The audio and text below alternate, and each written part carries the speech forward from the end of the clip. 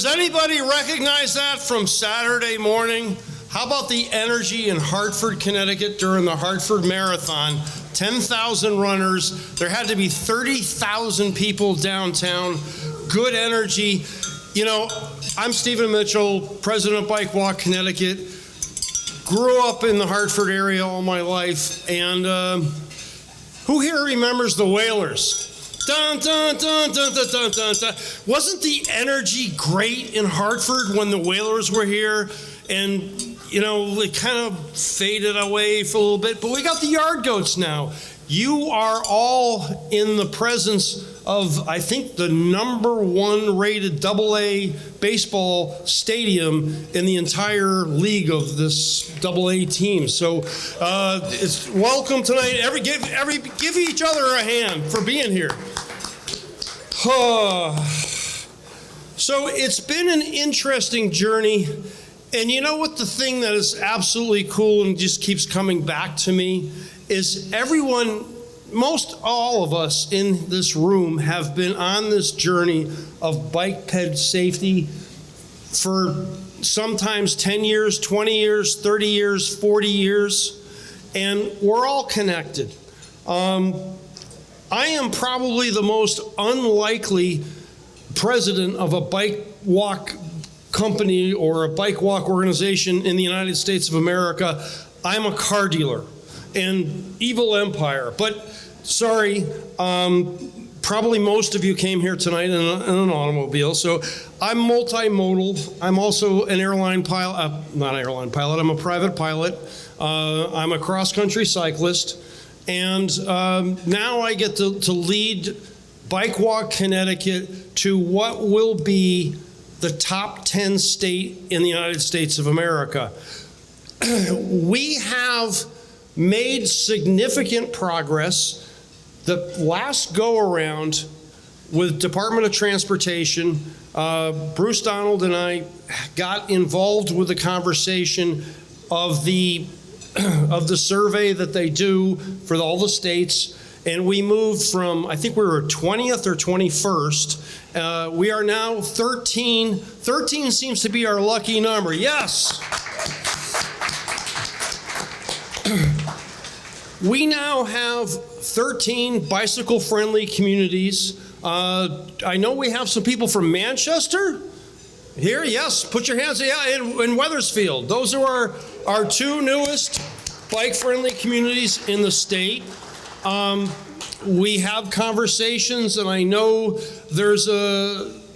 Windsor is pregnant with their application. They will be hopefully announcing their bike-friendly community anytime soon, whenever the league comes out with it. But the emphasis here tonight, you know, these are crazy times, and I don't know which side you are on, but if you're a Red Sox or a Yankees fan, yeah, you're here tonight at a Bike Walk Connecticut dinner. You're not watching either one of those teams. And I don't know if you're Republican or Democrat, but tonight we're all bike partisan. Yeah, okay. Yes, so yes.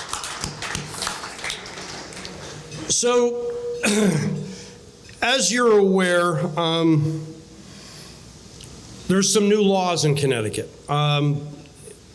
Because of a very tragic accident that happened last October, Eleni Gavos-DeGraw, who wanted to say hello to everybody tonight, she and I got together and we actually raised the helmet law in Connecticut from age 14 to 17. So anyone riding a bicycle now, any teenager, any child, technically, has to be wearing a helmet. So that's a new law as of October 1st.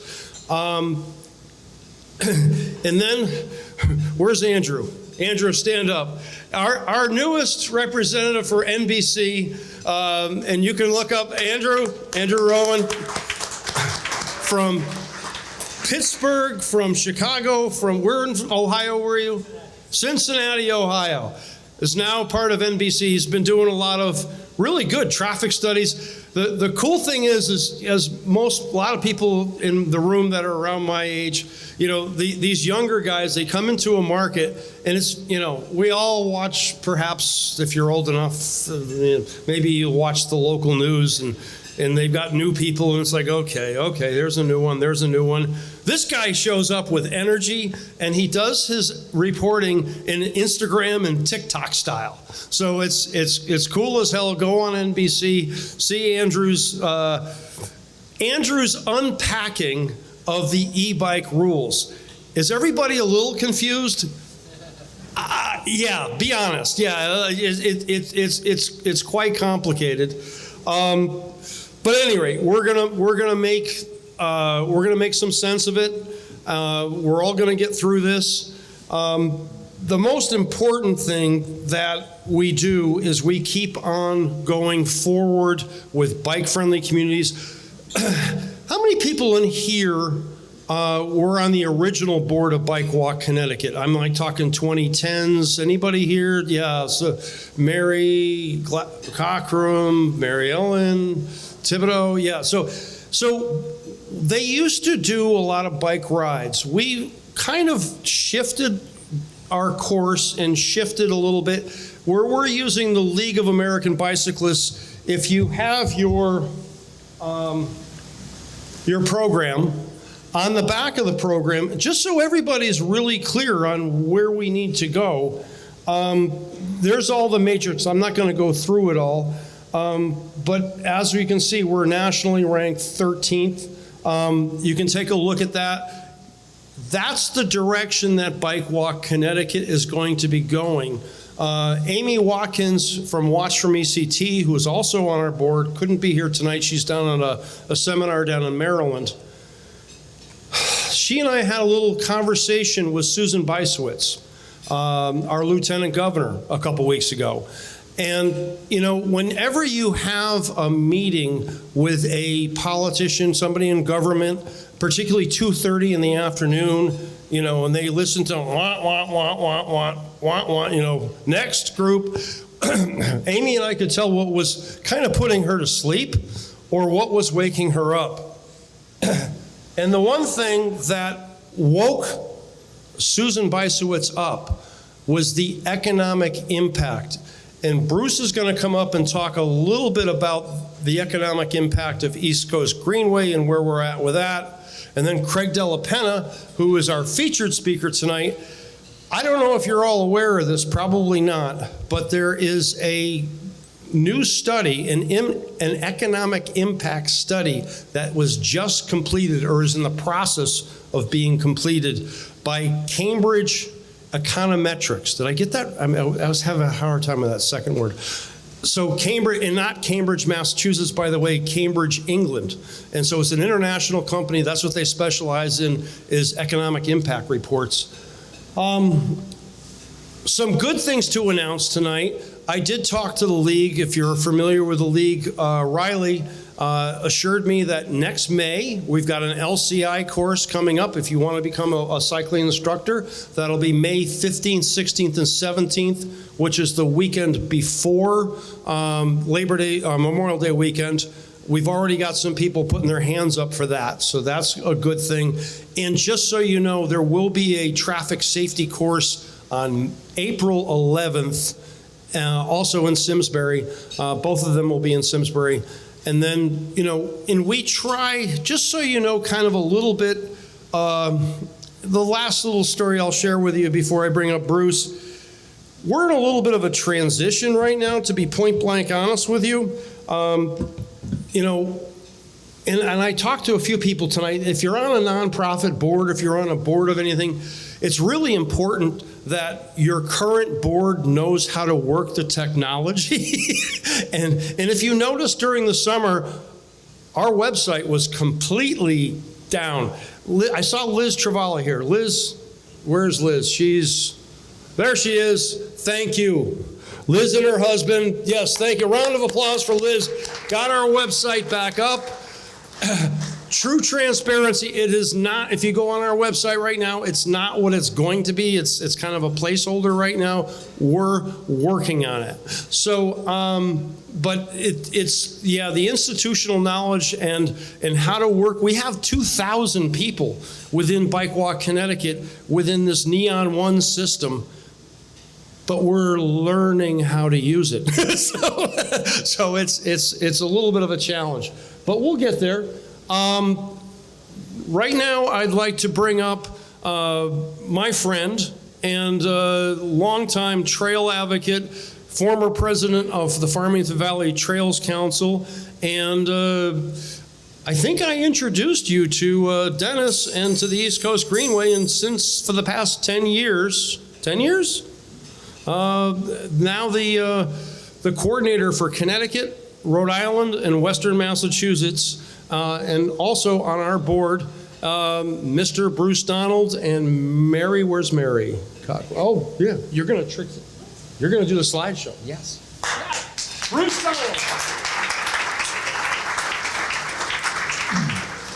I don't know, how do I follow that?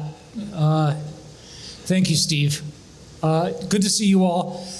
For those of you, and I see a few here, Sandy Fry, obviously, who saw my presentation to the Bike Ped Advisory Board a couple of months ago. This is very similar to that, but I wanted to talk a little bit today about some of the projects on the Farmington Canal Heritage Trail, because that's one of the trails in the state that's actually finally getting done, and a little more about where we're going in terms of statewide and interstate connectivity. So, let's see. Aha. This slide was you've already seen, but obviously this is what the East Coast Greenway is all about. Maine to Florida, so 3,000 miles. If you want to know the exact number, 2,863 right now. It changes probably every 15 minutes, I swear. 15 states and DC, 450 communities we go through, and roughly 50 million users. Now, having said that, if you go by New York City Parks thinks that the east side and the west side, so the Henry Hudson and the East Side Bikeway, probably have 9 million users a year. So just to give you an idea of that 50 million is probably absolute, crap, but I'm using it. Okay, so here we are in New England, and I realize that this is, there's a great huge piece of Maine there, but it's useful to note how much of this is connected right now, and the bits and pieces that still aren't. And here we go around us. So what you'll see here is the Farmington Canal Heritage Trail from New Haven, which goes up into Western Mass to Northampton. And then you've got the Hartford Connector, which is in mostly yellow there, going down through Terriffill, through Bloomfield, into northern Hartford. And I'll talk more about that. And then, of course, going east through the state, up to Putnam, down the Quinnebog River Trail, and across the recently completed Moosup Valley Trail into Rhode Island. Something near and dear to your heart, Craig. This is, of course, the connectivity in Connecticut, the Farmington Canal Heritage Trail, 84 miles. It's 88% complete. I'll talk more about that in a minute. Should be complete in 2030. And the Mass Central Rail Trail, 102 miles, 50% complete, going all the way to Boston. Another trail that we don't talk about much, the SNET. That's the Southern New England Trunkline Trail, which is essentially that green thing that goes up into Massachusetts and then back down, all the way over to Woonsocket and hooks up with the Blackstone, going down to Providence. To your left, you see Thompson. Thompson is steadily completing that trail. That's a deep state parks trail. And the last town in the Airline State Park. So the Airline State Park Trail Alliance, which is a 12-town alliance, has recently formed. I am the incoming president for my sin of going to too many meetings. I'm sure some of you are aware how that works. And but that consortium is now getting off the ground. That's going to be a 501c3 next year at some point. So stay tuned for some interactive, some signs on the Airline State Park Trail. We're working closely with the Hot River Trail Alliance, John Bolduc and his merry band, and John's here somewhere. There he is. And but I wanted to talk about this because this is a piece of connectivity that we don't talk about a lot. So these are deep trails in Connecticut, DCR trails in Massachusetts, and then Massachusetts and Rhode Island DOT trails predominantly for the Blackstone. All right, another thing we don't talk about a lot is the gap that you saw in the East Coast Greenway, essentially from West Haven, the Savin Rock Trail, which is complete, all the way out to Greenwich, or name a place in New York. There is not a through east-west trail right now. And one of the things we've been talking about, and of course I've got my friends at VHB right there, is that connectivity. Currently, what you see down at the bottom there, that lighter blue line is the travel route of the East Coast Greenway, which is signed. It's mostly passable. It's mostly on road. Pieces of it aren't. Which goes down and connects to the Sound Shore communities in New York, and then finally wends its way to New York City. Now, the next slide is a little more interesting. So here you see that representation. You see West Haven up here on the far right. And then, well, how interesting, $232 million later, New York has essentially completed the Empire State Trail. New York State bonds, it took them 5 years. It was an impressive project. Still not really completely done. There's pieces of it that are still on road, just don't tell anybody. But as a practical matter, it goes up to Brewster, New York, and look at how close Brewster, New York is to Danbury. Danbury recently got a recreational trails grant to do a little study about where that trail might go. Suddenly, you're in Connecticut with a through off-road route to New York City, and shame on us, let's get going on figuring out how to go through Newtown, maybe use the Larkin Bridle Path, maybe there's some other connectors out there that would be very useful to get back down again. So that's that yellow line you see there. To get back down again, potentially going down south or going a little more east-west, or I should say west-east, to the Canal Heritage Trail. And so that's something that I'm working on right now. We'll see if we can get some feasibility study money for that in the next year, 18 months or so. So stay tuned on that.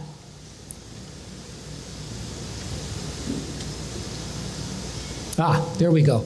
And here's there's a great story map that SLR did last year.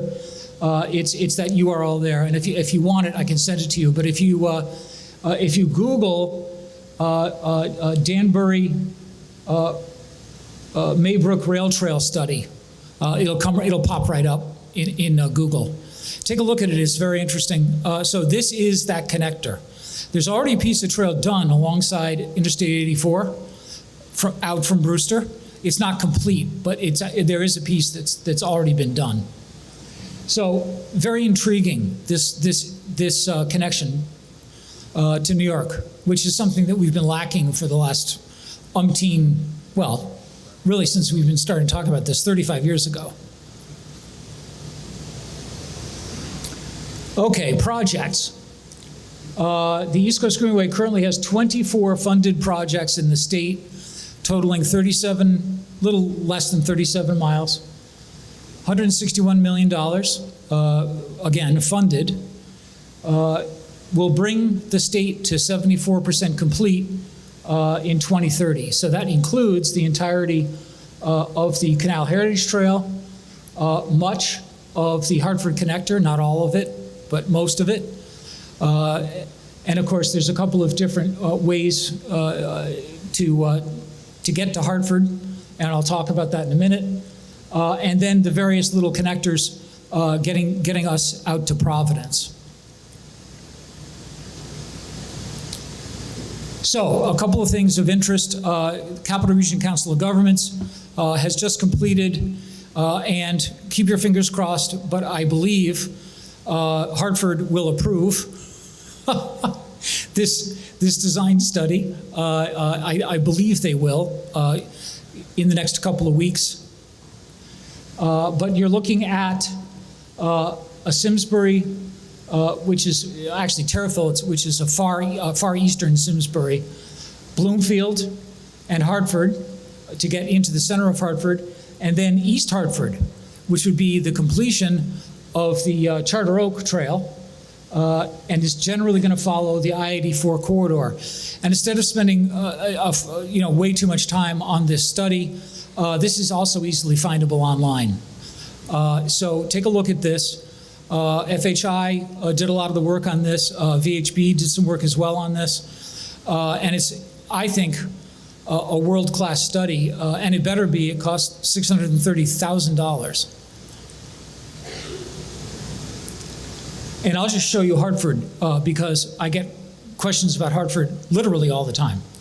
So there's two ways to go, one of which is down, and you can see it to the left, so-called the Southwest Alignment, which essentially is using the railroad, and the railroad, there's a couple of problems with that, not the least of which is there is a current freight contract on that railroad. Now, it's virtually not used, but that doesn't mean that the people involved are going to want to allow us ripping up the rail line and putting in a trail. So essentially what this study did was it came up with a design, not full specifications, but a reasonable facsimile of a design to build a trail going down south along the railroad corridor directly into Hartford, kind of near Union Station.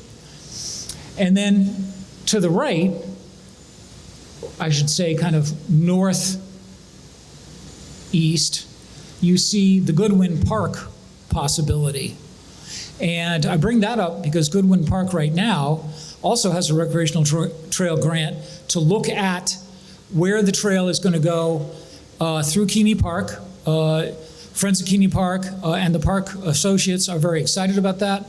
We'll see where it leads, but I bring that up because this big arcing trail to the right alongside the river is the Joe Marfugi Riverwalk, which looks like it's going to be out of permitting as early as next year to start construction. That is a funded project, and I'm cautiously optimistic that we'll see that getting built in the next year or two. That connects, many of you are aware, not just to the top of Keeney Park, but also to Windsor and trails that are to the south. As well, I should say, the bridge across to Rocky Hill as well. So very interesting things happening in the state right now. And I do want to mention quickly, RiverCog is working on, actually has also completed a loop study. This is a VHB project that was completed earlier this year. 23 miles, 22 municipalities. The whole loop is 111 miles, and I'll show you in a minute. But primarily, this is about getting over the Aragoni Bridge from Portland into Middletown, and then across Meriden into Cheshire. And there it is.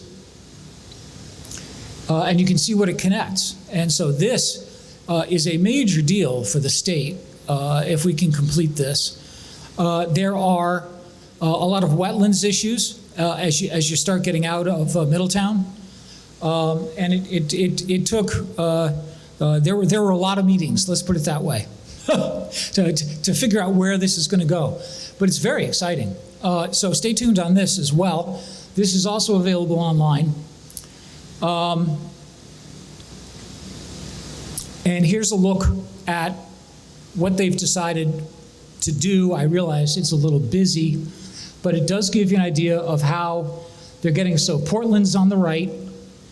There's the river. There's the Aragoni Bridge in red. And then there's a couple of different ideas. It looks like the light blue idea to the brown idea to the orange idea is what's going to happen. And again, the final presentations you can find them online. But I wanted to bring this up because these types of large-scale planning design studies are ongoing in Connecticut, and I think they're critical to our success building trails. I think DOT looks to these and says, oh, okay, there's been public outreach, there's been public meetings, there's been public support, there's been advocacy support, there's been people in our face. And if we collectively here in this audience are those people in their face, we're going to be able to get some of this stuff built. And so anytime you're in a position to be asked to join a committee on something like this, consider spending the time. It's time well spent. Southington, I want to talk about this briefly because this is an ongoing battle. There is still a lawsuit brought by, you can see them there, Yard Metals. I won't go into this in detail, but Craig and I were just talking about trying to deal with buying a railroad from CSX, which don't try, it sucks. It's the worst. Town is still trying, but they mostly got shut down. So, yeah, we're not going to do another 16 years. So ultimately, it looks like we're going back to DOT's old design, which is going in the front of Yard Metals, and that is still being litigated. But it looks like the end is in sight there, so stay tuned on that project. Going south, Plainville Phase 1 has money available. They've also got a lawsuit, so it's going to go. Only part of this is going to go to the bid later, as early as I think this winter, right, guys? Yeah. So that's ready to go. So for construction next year, which is great news. Here's Phase 2. So essentially, from where you can see where it ends, going through Plainville Public Works and around the back of it, through Tomaso Nature Park, in back of Carling Technologies. They gave us a right-of-way, a variance, on the side of Perrin Road and down to connect to Spring Lane. And that right there is where the current trail ends going to Farmington. And then, oh, you know what? The center is Phase 3. Phase 3, in fact, middle of November. I want to say it's November 16th, 20th. Thank you. November 20th, public meeting in Plainville on Phase 3. So if any of you are interested, please go support it. This is a big deal for the town. I have a graphical representation, but I decided I was spending too long here. But that essentially goes alongside, it's a side path on 177 for the bulk of it. So Hampden raised crossings. I want to bring this up quickly. I realize this is hard to see, but take a look at this project if you're down in New Haven Way. A very interesting project that DOT is paying for to essentially make the crossings for the Canal Heritage Trail in Hampden raised speed tables. And this is relatively new in this state. Now you see raised crossings, they exist, but this is much more robust. So this is, construction is just starting on this, I believe. And so through the end of this year, into next year, and then in fact, there's a second phase to start in 28 to do 12 more intersections to complete the town. So if you get a chance, take a look at this construction, because this is another thing I wanted to bring attention to you guys, is these types of retrofitting of our trails to be safer, to cut down on what we all see, particularly pedestrian deaths, but nobody wants anyone to die when they're using a bike trail, and so these types of proactive safety projects, I think, are just excellent. So I wanted to draw your attention to that. And then New Haven Phase 4A, which just had a ribbon cutting, as I'm sure you're aware. That piece of trail, 0.89 miles, cost $14 million. Yeah, I know. 20 years. No, you wish it was 20 years. It was 26 years. Yeah, it not only did it take forever, it cost a fortune. It's completely worth it. It connects Yale to downtown New Haven, and what you see in yellow going straight down is the brand new State Street cycle track project, which looks like this, and it's in construction right now. And that's a very interesting project because that is not a DOT project. That is a City of New Haven project, which they went with an open hand to a Connecticut DECD and got a check for $6.1 million to build it from the Department of Economic and Community Development. So they're now in the business of building trails in Connecticut, which I find fascinating. So stay tuned on that. That's in construction right now, to finish construction around this time next year, is my understanding. And that's it. I've spent too much time, but I wanted to at least go through a few things today. I love putting my great-grandfather up there. That's Archie. He was a board track racer at the turn of the last century. And thank you all so much. Good to see you all.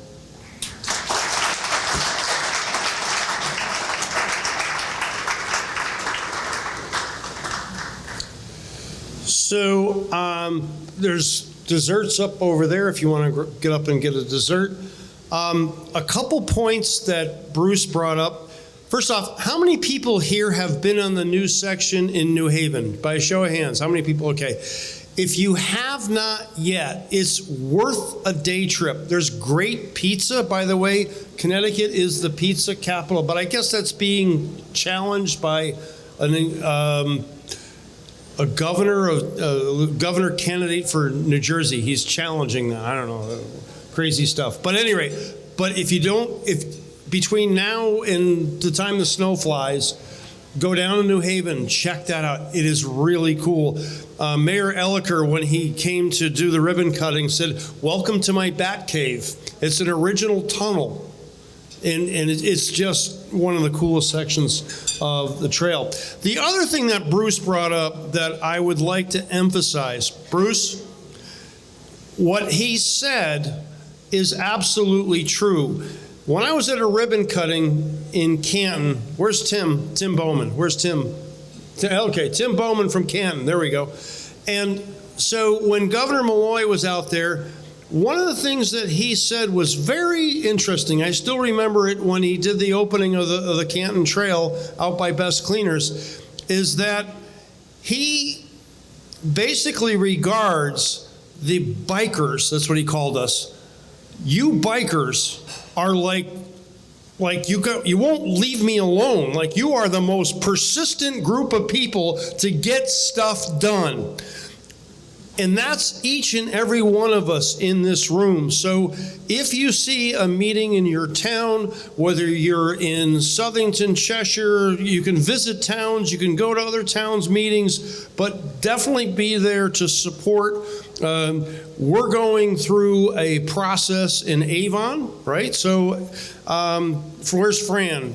Co-founder of Bike Walk Avon, Old Farms Road. Some people think the truth is it's a beautiful road, but it's dangerous as all get out. I refuse to ride my bike on it because it's just, you're going to get hit. School buses won't even go the school buses will put their flasher lights on, and they wait for, they're the only thing going across those bridges. There's 2 bridges right by Avon Old Farms School. So these things happen, and the one thing I learned as an advocate, probably many years ago, there's Eastern time, Central time. Some friends of mine who, when I show up 15 minutes late, they call that Mitchell time. And then one thing I've learned about these greenways and these greenway projects, Craig, it's called government time, right? So these things happen slowly, but they do happen, and it's up to each and every one of us in this room to make things happen. Now, the gentleman that I'm about to introduce, I have known and have had the privilege to have been in his company and to be with Craig up in Northampton talking about the history of the Northampton and the rails and what he has done. How many people here have been on the trails in Northampton? By a show of hands. Northampton. Oh my God. The gentleman that is about to come up here and talk to us is largely responsible for those trails. What he has envisioned is mind-boggling. And hats off to Craig. He's come on up here, and we have been friends, but most importantly, and I hope you don't mind me calling you this, I call him the Godfather because he's really the one that got the whole rail trail movement going in Massachusetts. Is that fair to say? I've been in the background, but I'm not the Godfather. Okay. I'm the annoying rain man of the rail trail. He makes stuff happen. And so I'm like Forrest Gump, witness to iconic events that we didn't know were iconic at the time. So I'm going to give up the microphone and you take over. How about a big round of applause for Craig Della Penna? Thanks, Steve. Well, thanks for inviting me here this evening. I've been looking forward to this for such a long time here. As I said, I'm the rain man of rail trails. I marketed rail freight for about 15 years, and I know how to make a railroad work. In fact, I operated the largest transload facility in the Northeast in Connecticut, and that was in the late 80s. It was the late 80s, South Windham, Connecticut, right near Willimantic, Connecticut. Romantic Willimantic.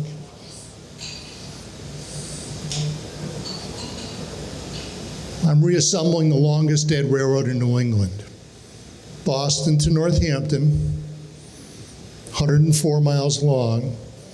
No one believed it could ever be done, but we're actually going to be at the end of this construction season. We're going to be at 104 miles. Of the 104 miles, we'll be at 75 miles open. And I am, as I said, the rain man of rail trails, and I'm like Forrest Gump. I was a witness to iconic events. I'm going to curl your hair tonight because you have no idea how complicated this stuff is. I've written 3 books on this topic. The first one came out 30 years ago. And it was so popular, there was actually a fellow buying it by the case, giving it away at trailheads in Eastern Mass, saying this isn't just a cute path in the woods, this is how our community became prosperous. And one of the people he gave a free copy of the book to was a guy who called me. It was 30 years ago this year. This guy just passed away about 4 weeks ago. His name was Dick Williamson. He was a key person involved in the Bruce Freeman Rail Trail, which is Lowell to Framingham, intersecting in Sudbury, where he lived. Dick Williamson lived in Sudbury at the intersection of the East-West Trail. I'm standing up a national podcast now to interview these people that have been elders in this realm. And there's several people I know in Connecticut here that will be a part of this interview. And this national podcast will be, I've already got 15 people in the queue. It launches on the 17th. It'll be every 2 weeks. It'll be about real estate. I am the first realtor in the United States specializing in the sale of houses near rail trails. I'm specifically there because of all the antis I knew over the years talking about the rail trail. They thought their main concern was their house would be devalued so much that they'd be upside down. And so I became a realtor to prove them all wrong, and I have. And like Forrest Gump, I'm in the background, lots of ways here. Here's the facility in South Windham, Connecticut. This was about a mile long. No one was killed or injured on my watch. And I stood up 7 facilities like this. In fact, in CSX, I put the most expensive commodity traveling in boxcars on their railroad coming into eastern Massachusetts. I'll explain how this all works in a minute. I'm going to connect the dots here for you today. Steve Jobs once said, you can't connect the dots. Let me back this up.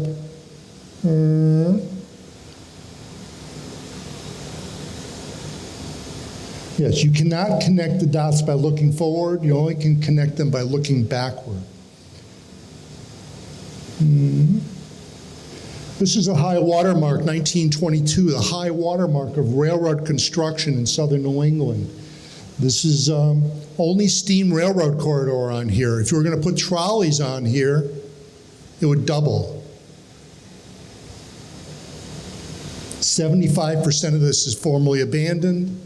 Half of it's now being transformed into linear parks. I left the railroad industry in the year 2000. I was then hired by Rails to Trails Conservancy to be the point person to parachute into all the wars. I'm a battle-hardened veteran of every rail to trail war in the Northeast. I've had people gunning for me. Yes. This is going to be transformative. We will be more like the Netherlands than the Netherlands is today. This is a Boston and Maine Railroad map with themselves as red, and the Allied New Haven Railroad is the thick black line, but the thin black line as the first steam railroad through a mountain range. The old Boston and Albany line, now owned by CSX. And this is 70% of what you're looking at is gone. This is an infographic. As we go through here, you'll see that there's a URL here that goes to more information about this. This is a 6-step infographic that shows with the number 1 there, the 2 elderly women on a bike path on Cape Cod. That's the first step of a 6-step infographic that shows nobody knows this except for geeks like me. This is what we have in Massachusetts and in southern New England as a large. The densest network of dead steam railroad corridor in North America. None of it went to obscure piece of junk coal mine branch lines.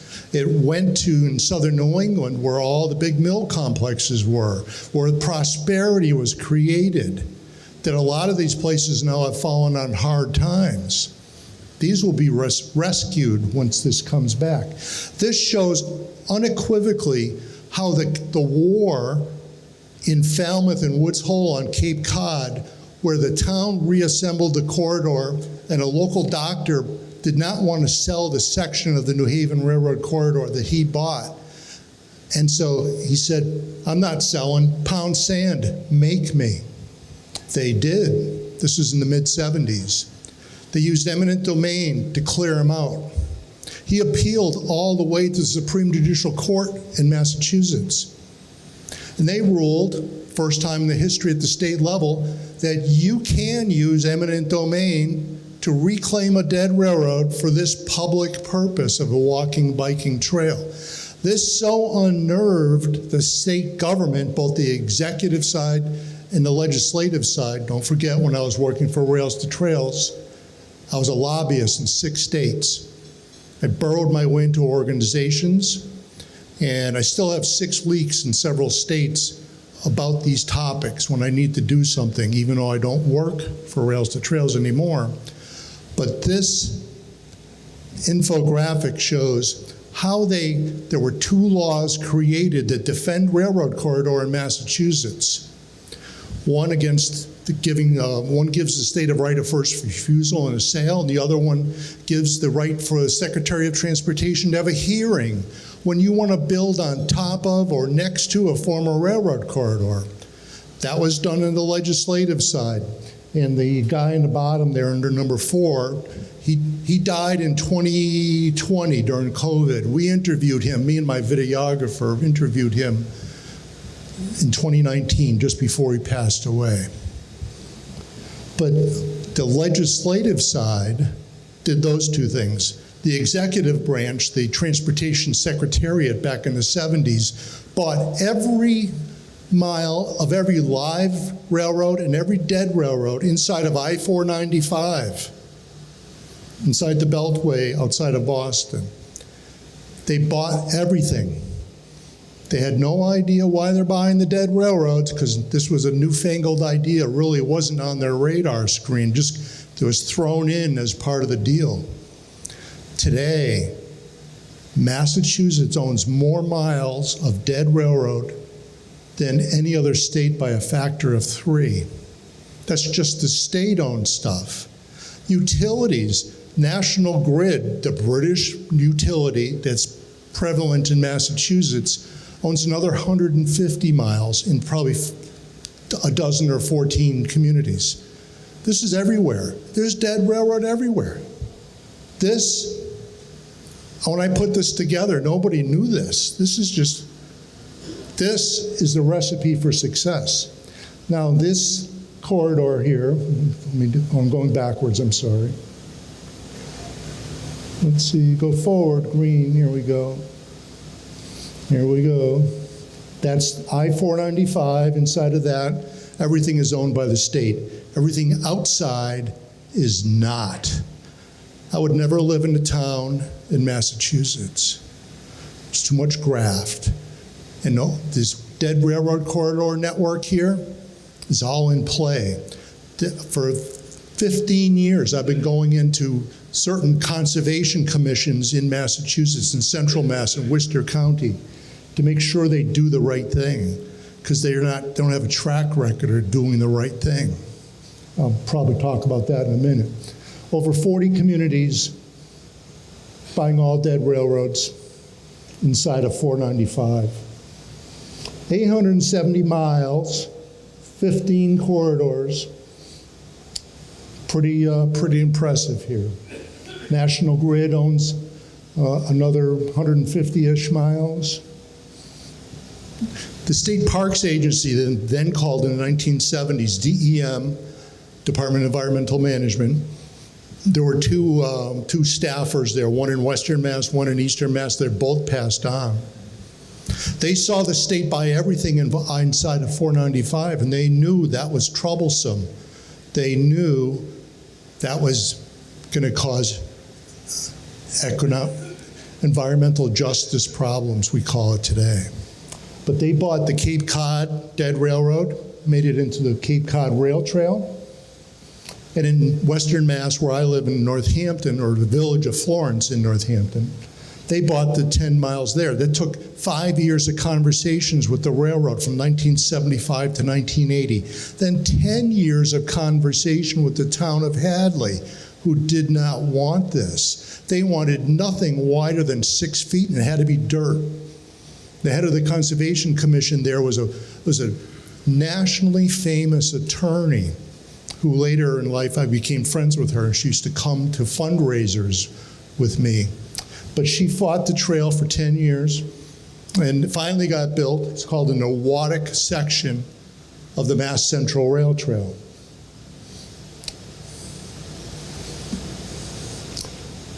Both of those were outside of 495 in high tourist areas, knowing full well people were going to come and visit it, and that would be the seed from which everything else has happened here. This is not by accident. This is the B&M Railroad. This is the Mass Central Railroad. This is the route where Calvin Coolidge took. He lived in Northampton when he was the governor, and he would take this train across the state. This is our map showing this. It's 26 communities long. It's, let me think. I think we're at about 68 miles open right now. At the end of the year, we're going to be at 75 miles.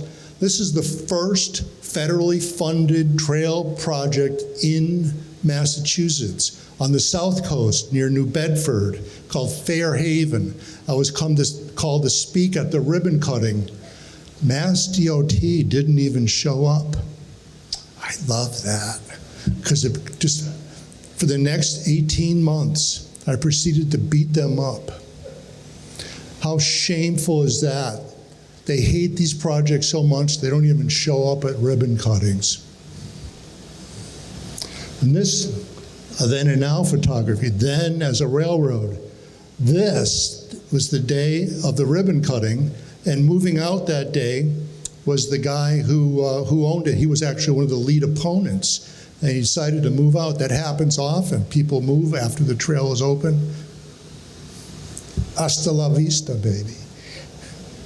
In 1999, that summer, this was the first time that any kind of formal document was created that shows that this trail could be reassembled. And that's what I specialize in. When you tell me you can't build it because it's owned privately, as a realtor today, I have a special search capacity set up inside the Massachusetts MLS PIN, which is the transmitter of information to all real estate professionals. It's beyond what a normal realtor can do. I'm with the Murphy's Realtors because David Murphy's on the board of directors of the MLS. He's the president of the board of directors. So I've had a search beyond what other people have capacity for. But I reassemble corridor. It's possible. I'll talk about that in a minute. In the year 2000, when Belchertown and Weston both voted down the trail project in 97, I think, one of my battle-hardened veterans didn't go away and is crying in his soup. He said, well, I'm going to reassemble that corridor. I'm going to buy a section of it from the B&M Railroad. I'm going to pay $100,000 for 2.5 miles, and I'm going to sell it to a land trust. Problem was, the other conventional land trusts there, rectangular thinking land trusts, those who only deal in forest lands, farmlands, and other rectangular lands, they saw that as radioactive, and they said, we're not interested. So he called me up, what can I do? I said, that's easy. Start your own land trust, stack the board of directors with linear thinking people, not rectangular thinking people. So that's what he did. And over the next 15 years, they reassembled 7.5 miles of the 10 miles of corridor in Belchertown. Here's a little tidbit if you didn't know about Belchertown. It's the second largest community in Massachusetts in terms of square miles. Plymouth is the largest. Belchertown is the second largest, and they've got 10.5 miles of this dead railroad in their community. 2005, I watched DOT allow for a sale of 300 feet of this all-important corridor to a high school principal who lived next to the trail, and behind his house, he was allowed to buy 300 feet to block the future trail So kids in the neighboring village of Gilbertville couldn't walk behind his house to get to the newly built elementary school.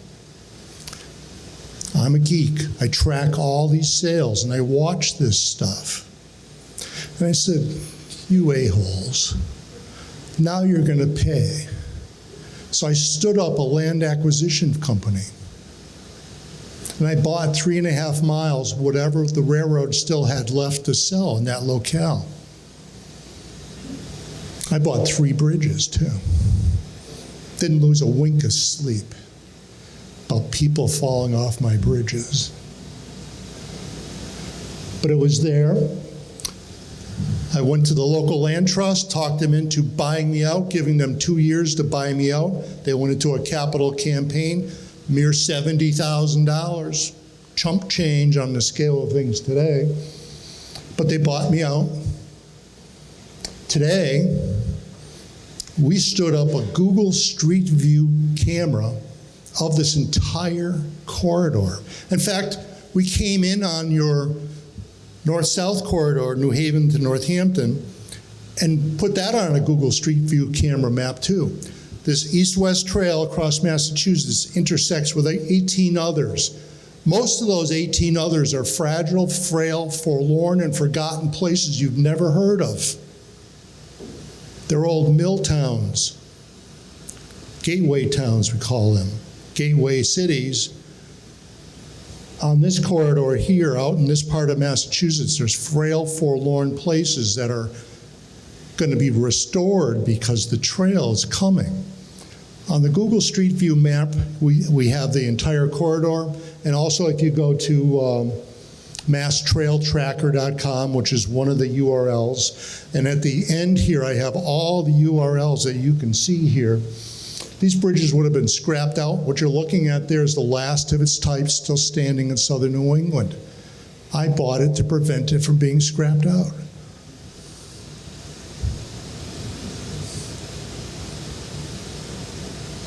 That's Glenn Pransky. He's now the president of Nowatic Network. I stepped off because I need to do ugly behind-the-scenes stuff, and I can't contaminate my 501c3. He'll be very prim and proper. I do the ugly behind-the-scenes stuff. We held it for 2 years. East Quabbin Land Trust bought it, and they improved the bridges. In fact, we had a retired structural engineer doing the renovation plan for those bridges at 10 cents on the dollar. Every new year they have a walk on the trail. That's my rare bridge.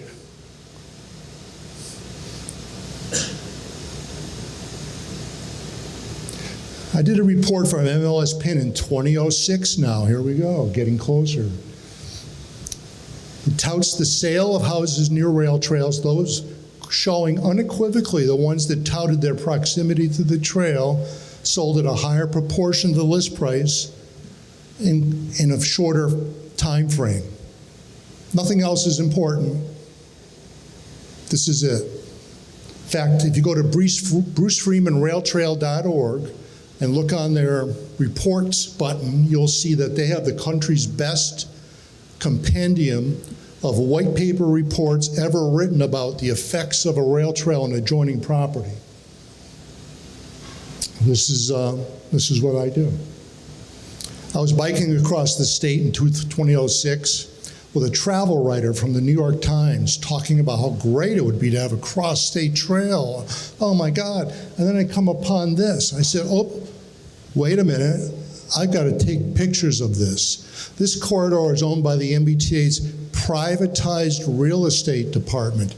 And they're not good stewards of the land, so I'm not really surprised. I'm looking at a blatant theft of the corridor here, where somebody took a diamond-tipped cutoff saw, dragged out a 30-foot section of track, bulldozed out the berm, and created a driveway to reach that house under construction back then.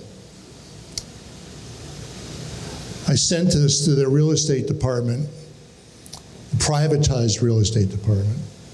I said, you can't defend your own effing land.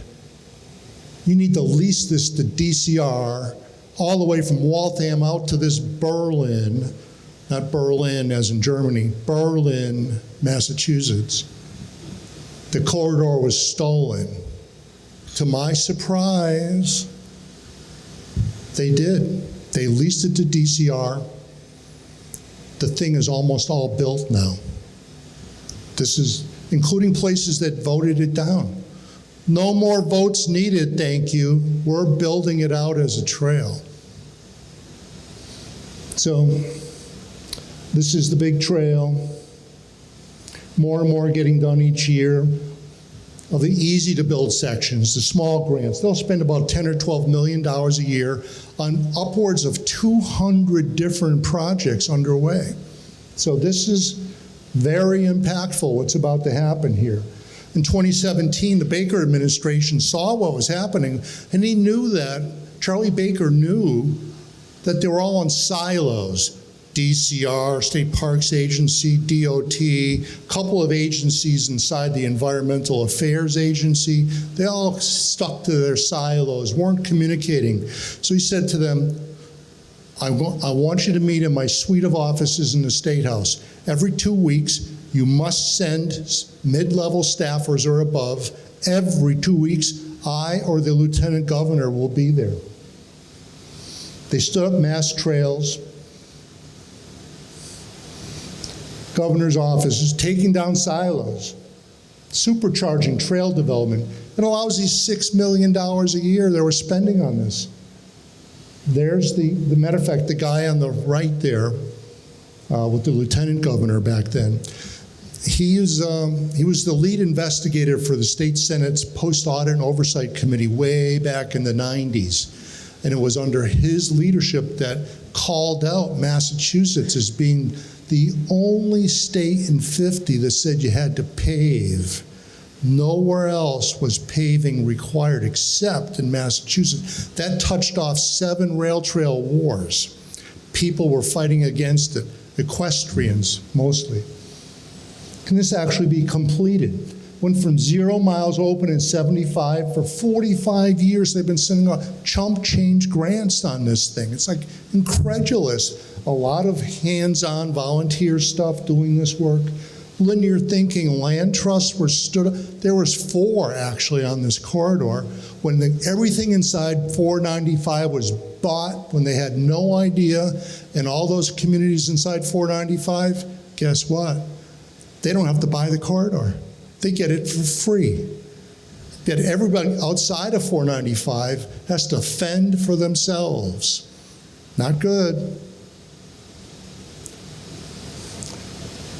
Here's what's going on. During the pandemic, DOT did a report. They didn't even know if they could actually finish the trail. Almost all the cheap, silly little funding projects are almost done. The only thing left, 3 bridges over 600 feet long, 1,000-foot tall. Can we actually do this? And they said, yes, we can do this. And these are some of the bridges that are missing that will be replicated as bike-ped bridges, not heavy, robust railroad bridges. There's a 1,000-foot tunnel there. Yes, you can do that. It's unbeknownst to most people of the 21st century. And so this is their report, came out, and they said to me in a meeting, we know it can be done, but we're at a junction, railroad jargon, a junction.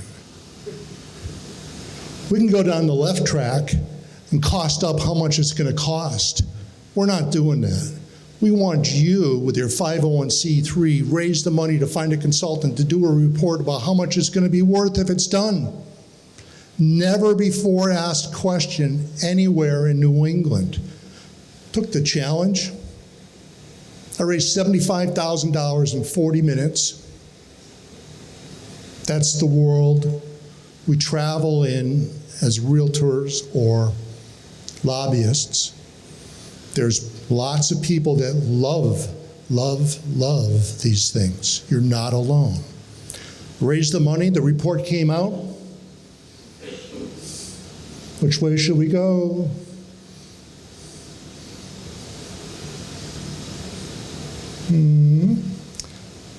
Here's the request for proposals. 4 companies responded. One, I saw they had a sub-consultant on there that I knew from my work as a lobbyist, that there are certain consultants who are run-of-the-mill, and then certain ones who are seen like gods inside DOTs in several states. The guy who came on to this report, to do this report, was the god. He will prove to DOTs that the big capital project they're about to spend money on, whether it's a rail restoration project or something like this, thumbs up or thumbs down. It's a winner, or said with an Eastern Mass accent, it's a winner. It's a loser.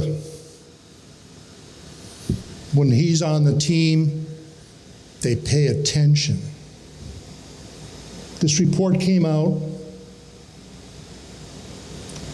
It would bring the Mass Central Rail Trail, just with the metrics based from Boston out to Western Mass, 45 million users a year, 950 in flyover Worcester County.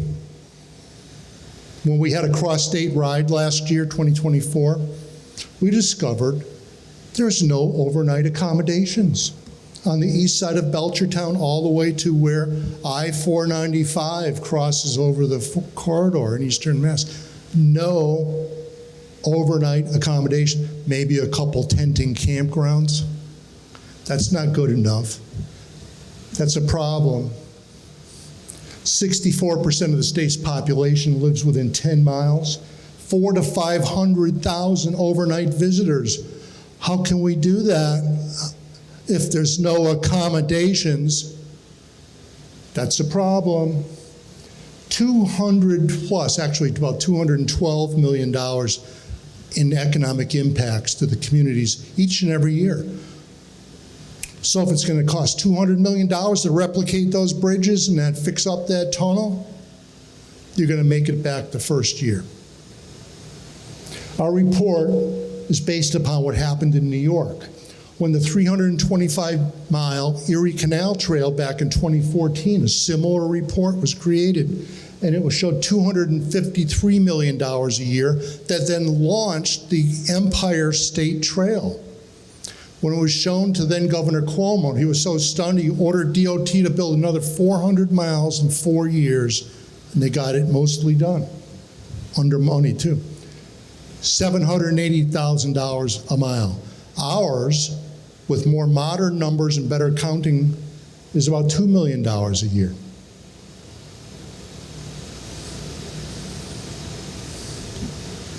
$2 million a mile. This spring, DOT started the costing report. I was just at an event last night. If you didn't know, that Peter Hardnick, co-founder of Rails to Trails, wrote a book called From Rail to Trail that has been converted into a documentary, a 1-hour documentary. I was in Boston last night for the unveiling of that. And this is big. This is all about letting people know. Matter of fact, when I mentioned the guy earlier, Dick Williamson passed away, I spoke at a city park in Sudbury, Mass, a memorial service, 200 people there. First thing I said, how many people here have heard of the 3 stages of truth? How many here have heard of the 3 stages of truth? Raise your hand if you ever heard that. That is a thing from the 1850s. A German philosopher discovered.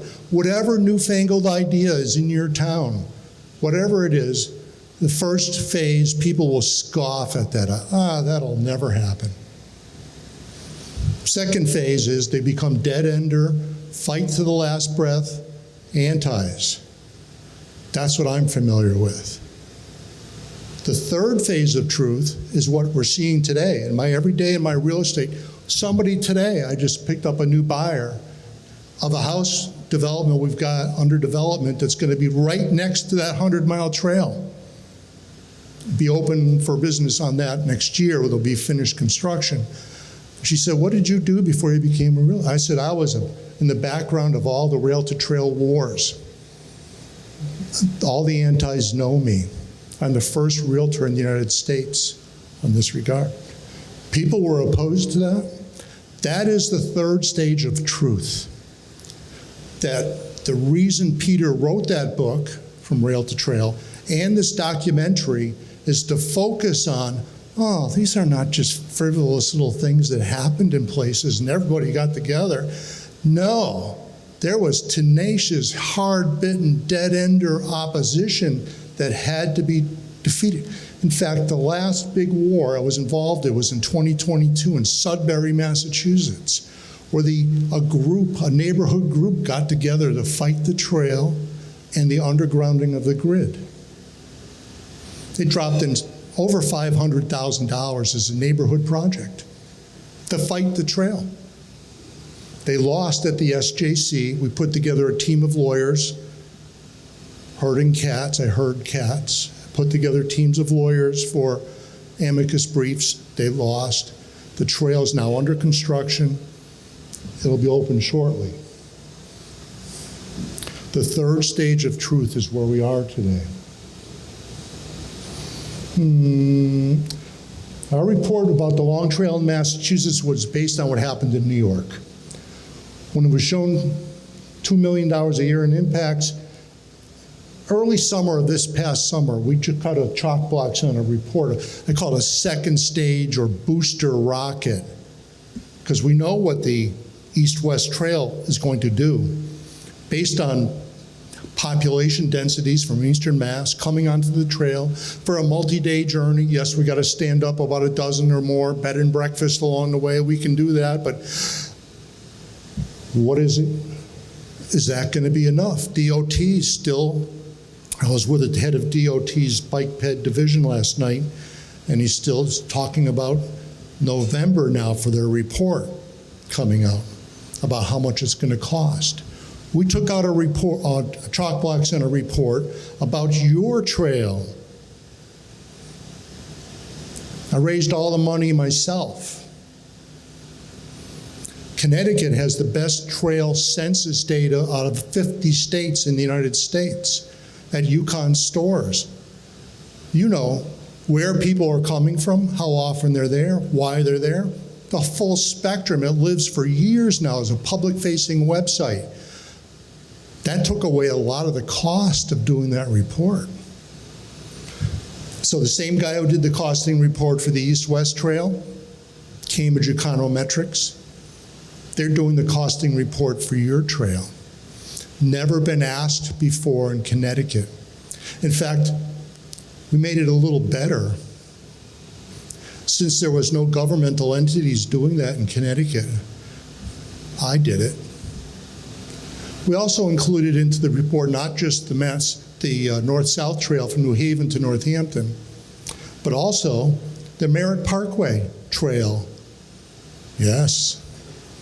If that were to get built one day, we now have a snapshot of time, and there's an old adage that once you write something down in a report, no matter how long it takes, that report will get pulled off the shelf.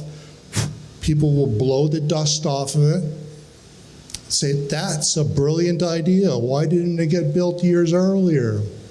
So this trail, when the Merritt Parkway was built, I was told this by some of the elders in Connecticut Trails world here, that when that was built out as a road back in the 30s, a 300-foot swath of land was taken.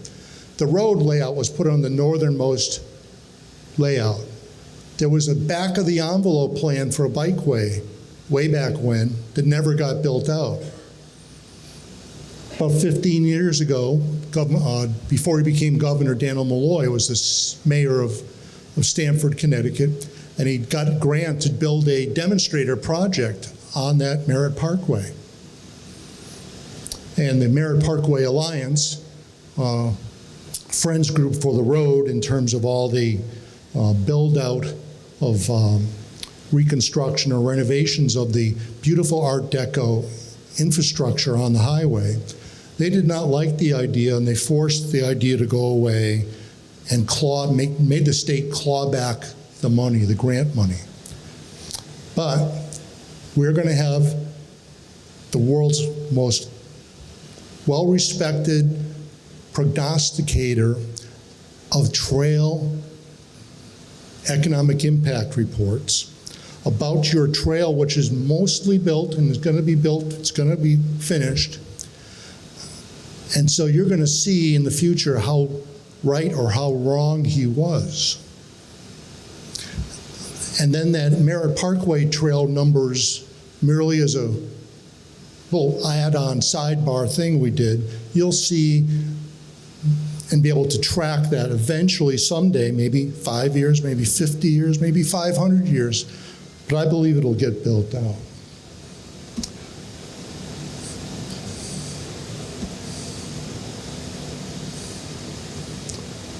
And the podcast, because of all these elders dying, I've stood up a podcast. It's coming live on the 17th. It'll be in 4 silos. I sold off my old British sports car and converted my garage into a Zoom recording studio. And we operate a bed and breakfast there, by the way. I don't just talk the talk on this. We operate a bed and breakfast in Northampton. And so this podcast will be about real estate in general, selling houses near rail trails, about bicycle tourism, how impactful it is in terms of dollars, yet low impact in terms of annoyingness. This is not about a cruise ship with 6,000 people coming into your harbor. No. This is about low impact people coming with their bikes into your community. It creates a renaissance in forgotten places. This will be live shortly. I've got 15 interviews in the can already. 104 miles, Boston to Northampton, and then we have the 81 miles, 84 miles. Norm Berg is here. He's the god of all geek stuff about NHNCG. It used to have 16 different names. Did you know that? It used to be 16 different names between New Haven and Northampton. Should it surprise you that it's taken 30, 40 years to get done? NHNCG.org is like an umbrella over the entire thing now. This is one of the 18 trails intersects with the Mass Central. 81 miles, about 70 miles are open now.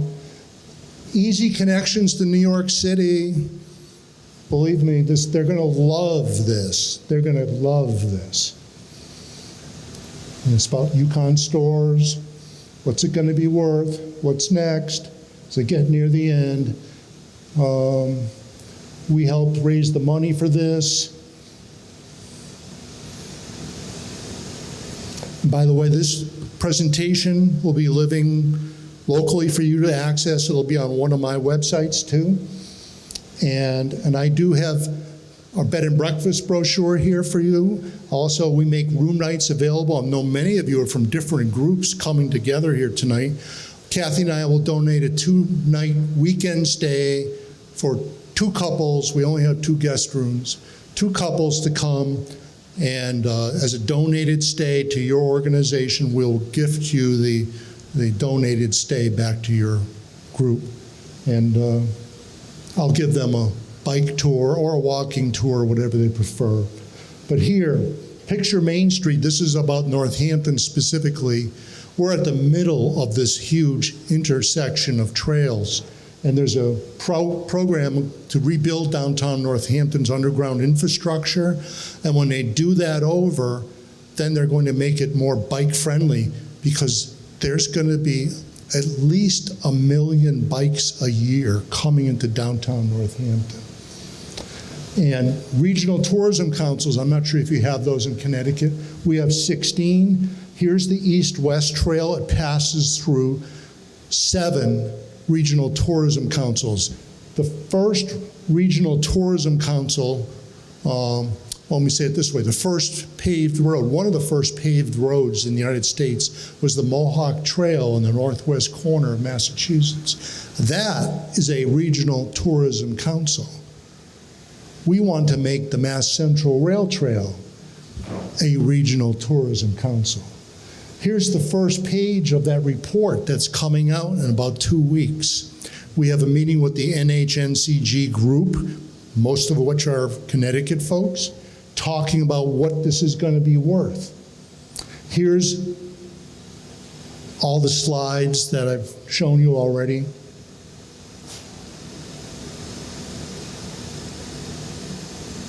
I did have a slide here, but unfortunately it didn't take hold, showing it's going to be about $140 million a year once your trail gets built here. Yes, that is significant.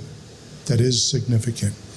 But it'll be formally released in mid-November. We have a meeting with the NHNCG core group on the 30th of this month, and we'll unveil it.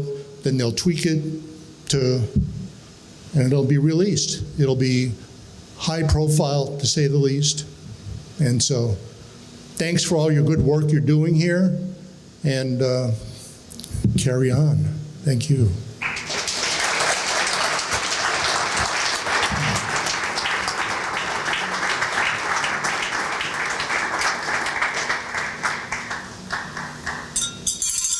Keep that energy up. We've got work to do, and if it comes somewhere near $140 million a year in economic, I think that might wake up Susan Weissowitz. Yes, it might wake up some of these people in the legislation. But we all love our trails. We are in the process of building this.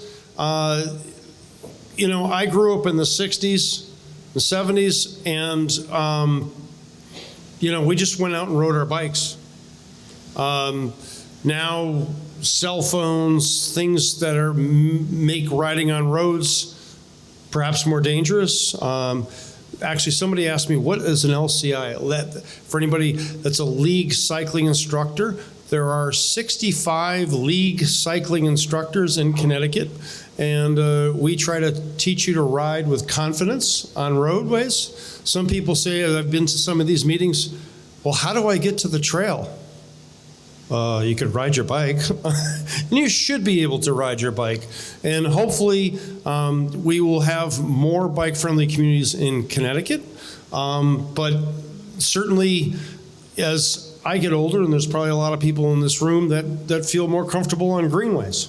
But, and thank you, Bruce and Craig. Another round of applause for both of those gentlemen.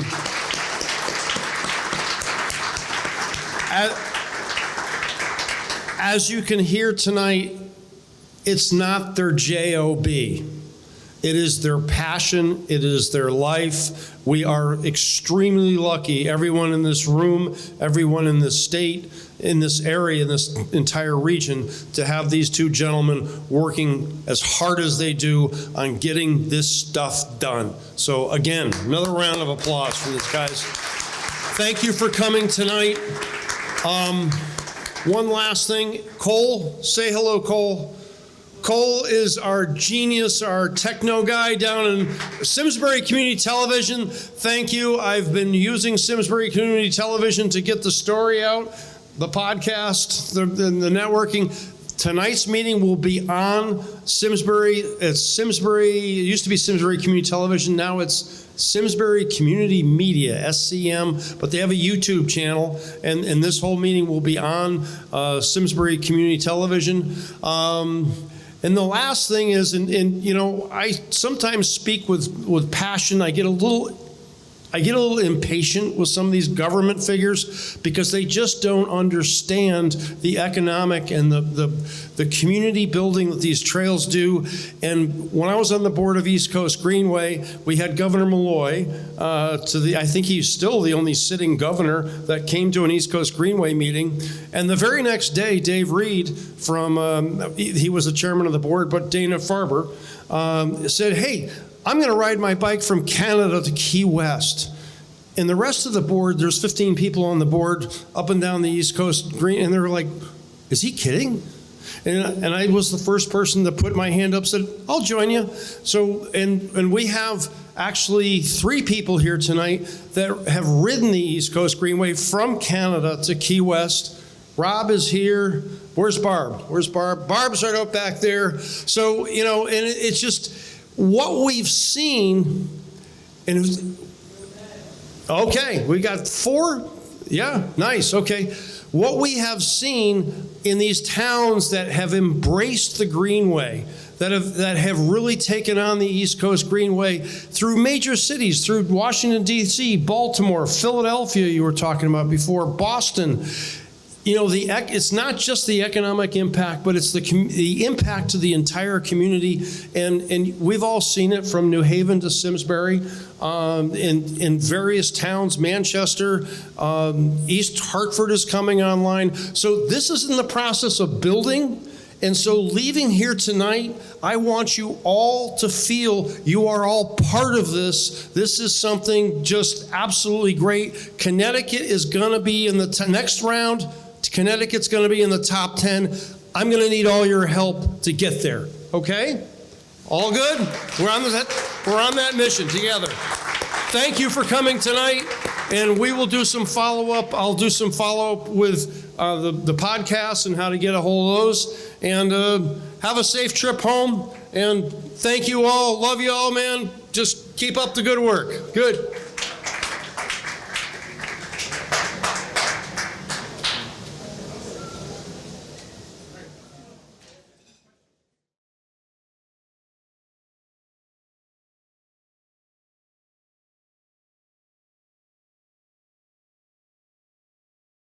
For over 40 years, SCM has been the voice of our town, bringing us together through local programming, education, and live broadcasts. SCM isn't just about television. It's about empowering our community, ensuring our voices are heard during government meetings, and celebrating milestones like our high school graduations. But today, SCM faces a challenge. Our funding structure is based on television subscriptions. And it's no secret, people have been cutting the cord. With a shift to internet-only subscriptions, SCM receives less revenue, even though all our programming is freely available online. We need your support. We need your support. We need your support. We need your support. We need your support. Your donation can make a difference. It will ensure that SCM remains open, continues to educate our youth, and keeps our community informed. Thanks to SCM, I've been honing my creative skills, helping me work towards my college degree. SCM is crucial for keeping our community connected. SCM isn't just here to broadcast local events.